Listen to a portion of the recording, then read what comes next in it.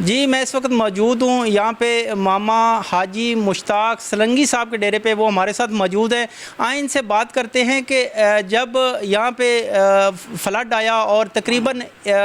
جب بارشیں یہاں پہ ہوئیں، 1 مہینہ بارشیں ہوتی رہی، 1 مہینے میں 15 دن ایسے تھے کہ جو مسلسل بارش ہوتی رہی، باقی جو 15 دن تھے وہ وقفے سے بارش ہوتی رہی۔ یہاں پہ 7 سے 8 فٹ پانی تھا، جو کھجور کے باغات تھے وہ بالکل تباہ ہو چکے ہیں، آم کے باغات بالکل تباہ ہو چکے ہیں، جو یہاں پہ لوگ تھے وہ بے یار و مددگار تھے، اور اس وقت میں اس فرشتہ صفت انسان نے ان لوگوں کی مدد کی۔ آئیں ان سے بات کرتے ہیں۔ جی السلام علیکم۔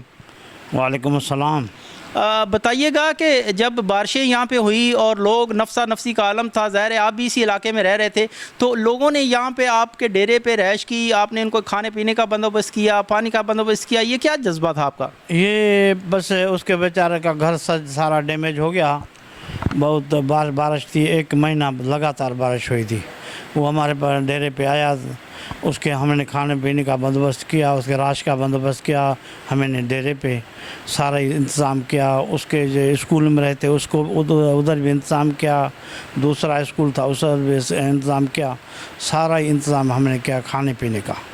اور یہ بھی بتائیے گا کہ یہاں پہ اور بھی بے شمار لوگ ہیں جو صاحب حیثیت ہیں، لیکن ہم نے علاقے والے لوگوں سے پوچھا تو انہوں نے آپ کا ذکر کیا کہ جی ہمیں اس وقت اس مصیبت کی گھڑی میں آپ نے ان کا بڑا بڑھ چڑھ کے ساتھ دیا، تو یہ سب کچھ اللہ کی رضا کے لیے آپ نے؟ بالکل اللہ کے رضا کی خدا کے رضا خاطر ہم نے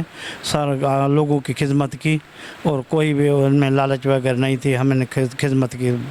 بلا خود خدمت کی، اللہ تعالیٰ نے اللہ کے رضا خاطر کی۔ جی یہ بھی بتائیے گا کہ اب لوگوں کے میں دیکھ کے آیا ہوں مسجد گری ہوئی ہے، لوگوں کے گھر گرے ہوئے ہیں، اس حوالے سے آپ جو مخیر حضرات ہیں ان کو کیا میسیج دینا چاہیں گے؟ بس یہ بیچارہ غریب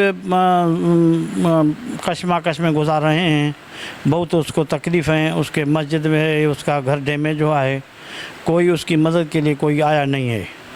اسی لیے خدا خاطر یہ صاحب حیثیت ہیں اس کو میں اپیل کرتا ہوں اس غریب کو مدد کریں۔